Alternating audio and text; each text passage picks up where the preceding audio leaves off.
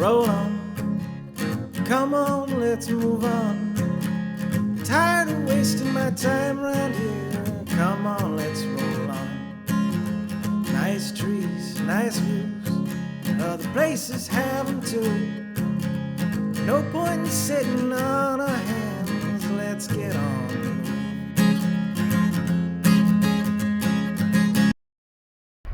It has dawned another fantastic day here in Bonavista. The icebergs are still out there. I would say by now that they're grounded. It got a little gusty last night. I thought I might have to move, take the tent down, but then the wind died out. And it's just a really, really nice light breeze this morning. The water is so calm again. And there were several other people that boondocked here over the night too. John Cabot up there, a couple other vans, travel campers. Really, really nice. You can stay here. They ask that you only stay like 3 days, so just pick up and move over 10 feet. That's all you do. Off to enjoy the day. A true Newfoundland scene.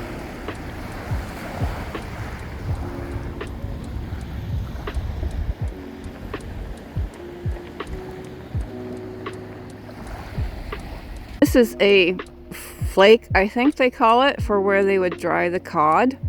It's up off the ground. This is part of the Mockbeggar plantation, I believe. And over there is like a drainage ditch that goes in or out, I don't know.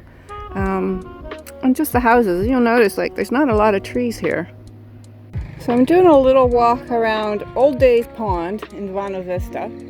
And here's a little bit of history about it, and that's what that channel is that I mentioned earlier. Kind of reminds me of Venice, but it wasn't used the same as in Venice. So this is just a nice little conservation area, very well kept, very well maintained. Big church there. Lots of big churches here in Bonavista. That is the name of it there, the Bonavista Bicycle Picnics Cafe Bistro.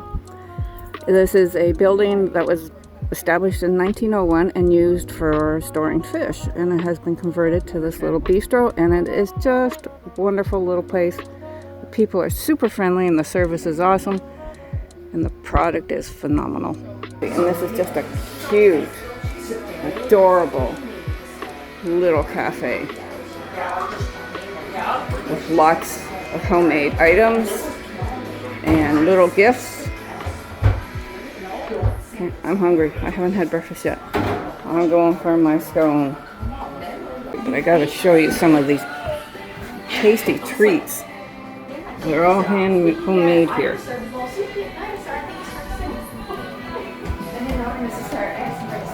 Look at the size of those cookies. They're monsters. And the brownies. And even homemade bread. If you're in Bonavista, do look it up. It's right on the water. They have an outside sitting area too, if you like. Just a beautiful day. I'm here at what is called the Dungeon in the Dungeon Provincial Park on the Bonavista Peninsula. It's a collapsed sea cave. It's called a gloop. I'll get the right up in a minute. And it's just another stunning day out there on the water.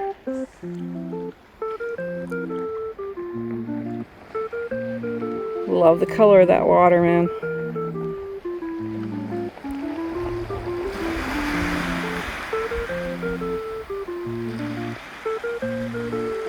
This is a good example of the tectonic plate upheaval. You can just imagine the atomic power that was behind all this. There's another puffin colony over there. It just looks like a piece of cake with the icing in the middle or the nice lemon filling. It's just brutal. Absolutely brutal. Cool. Isn't it cool? Oh, I like it. So I've been here in Bonavista for a few days, and I've met a lot of people from all over the place, and it's been really, really neat listening to their stories and finding out. But I think the coolest one so far is Rebecca here. And she flew in from British Columbia to St. John's, and she is cycling all the way back to British Columbia.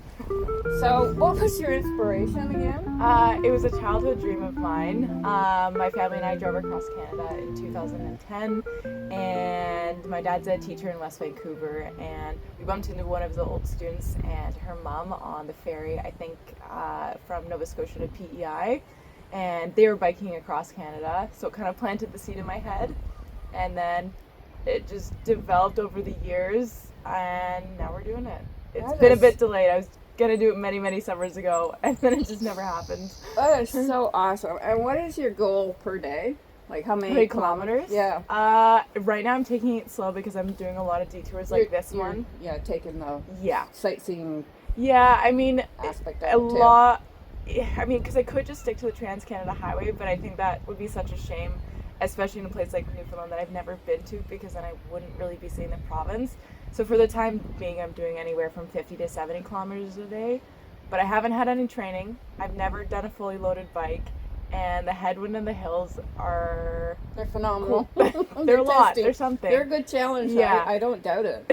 So I think 50 to 70 kilometers is good for now, but tomorrow I'm trying to bike back down the peninsula, and that's about 120 kilometers, so maybe we'll get partway and hitch a ride, but well, that'd be all test it out. Yeah, that's okay.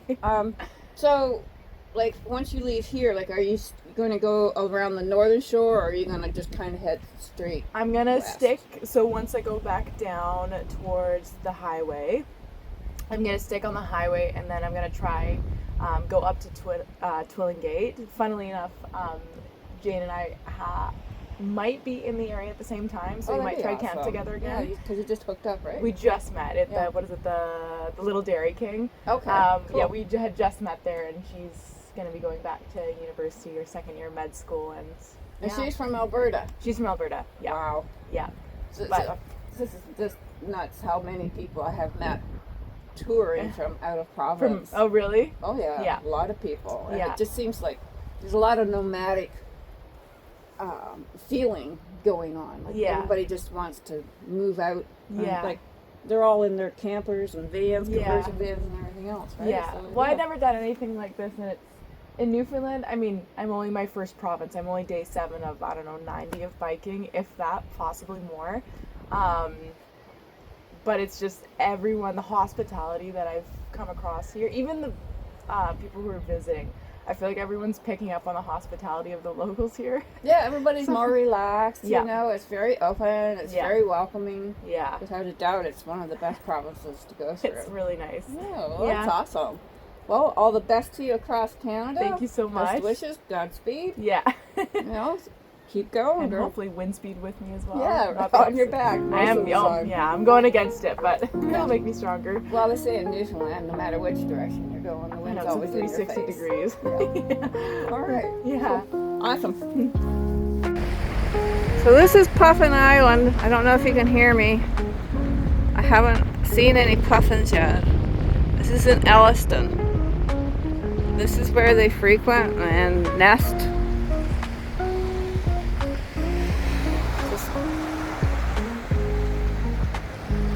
Hopefully I get to see some and get to take some pictures. Puffins.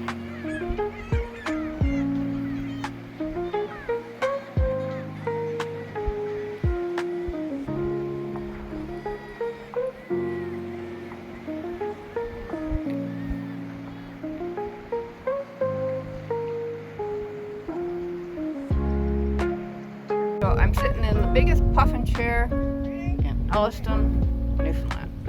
This thing is monstrous. It makes me look like a little peanut. No. 2 puffins.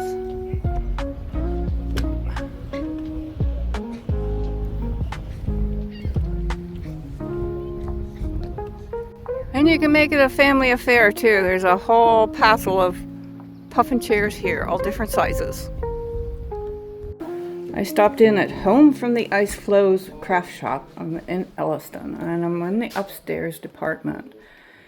And it's a store of crafts and all Newfoundland things.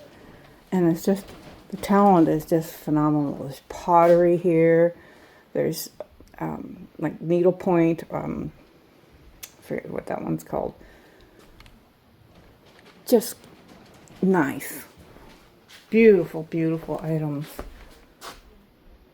On the view, of course, you gotta have a view. But these are all made from moose antler and bone and carvings that the owner of the shop and an associate of his have done. It's just a wide variety. Whale tails, caribou, whales, moose, polar bears, horses, birds, fox, wolves. There's even a hummingbird here and a frog. But I think my favorite is this one, the octopus. It's a store that stays open until into October. So if you're in Elliston, do stop in. This is also where the giant puffin chair is at, and you can sit in it and get your picture taken. A worthwhile store to stop into, absolutely. So Elliston is the root cellar capital of the world, and we saw the plaque. And I'm going into one. This is a really short one. I have to duck down. And this is where they would keep all their food stock.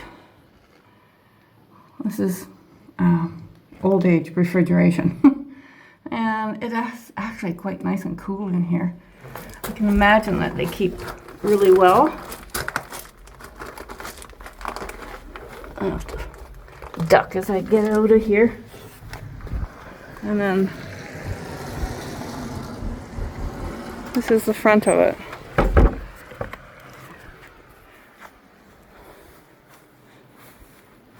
I think there's over 130 certified ones in Elliston. Nowhere to come when there's no more hydro. Just a stunning sunset for a wonderful, wonderful day here at Bonavista.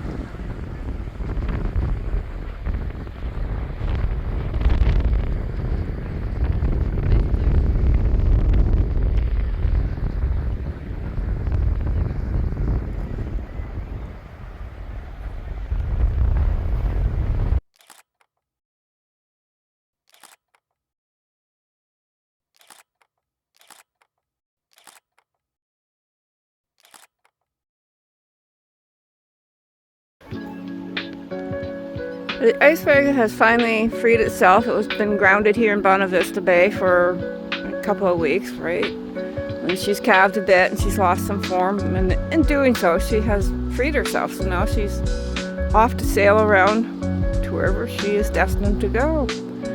And today I leave Bonavista too.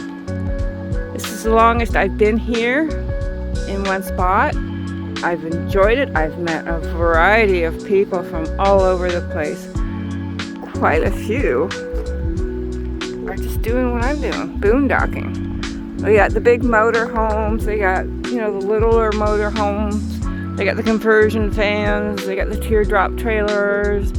There's just people living out of their car too, and I met some people just doing that. One lady, she's quite an expert at it. She's been doing it a long time. Without a doubt,